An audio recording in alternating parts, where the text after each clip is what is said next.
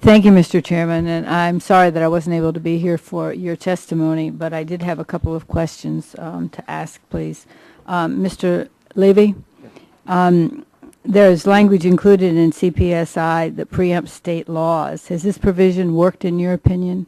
It has not. It has not worked in our opinion because Proposition 65 had a special carve-out, and we're also seeing Wisconsin, New York have drawstring laws. And although there is, the agency has the ability to do preemption in those cases, they haven't. So it's very confusing. People are very worried. We'd like to see one standard applied and applied nationally. Thank you. Mr. Waldenberg, how much have the cost of CPSI impacted your business, your product lines, your payroll, et cetera?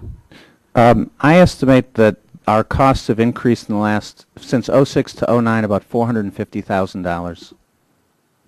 That's a lot. I agree with that. How do you feel that it's unfair to small business other than the cost factor? What else is affecting you? Well, I have to tell you, it's extremely disruptive because there's so much disagreement out in the marketplace. I won't necessarily tell you that it's confusion. There's just a lot of disagreement as to what are the applicable rules.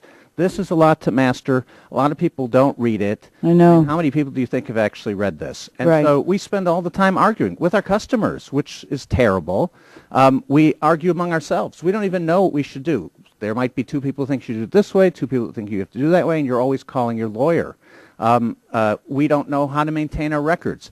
The very fact that the CPSC continues to issue rules upon rules upon rules without conforming them means that we are continually learning, relearning, resetting up, tearing down, because the rules are not static. It's just a terrible burden, and it's not productive. And along the same line, you said it does not make children safer. How can you expand on that? Our efforts to make children safe rely on careful management of our supply chain. We very often find ourselves doing business with family businesses like our own, where we know the mom, the dad, the brother, the sister. Right. We've known them for years. Getting aligned with them on our practices, understanding how they operate their business, that's the best way for us to control quality. And we like to use inspections as well as testing to provide the controls so that we can assure the quality of a large stream of product. Relative to this bill, what's the appropriate definition for a small business in this bill, in your opinion? I think the federal definition of 500 employees or 500 million makes sense because you have to have enough people with the skills to understand these kinds of rules to implement them. It is completely ridiculous to think that $1 million business can manage this. Just completely ridiculous. $1 million business is more like a lemonade stand than it's like Mattel. And so we can't hold them to the Mattel standard. You're just condemning them to business death. Very good point.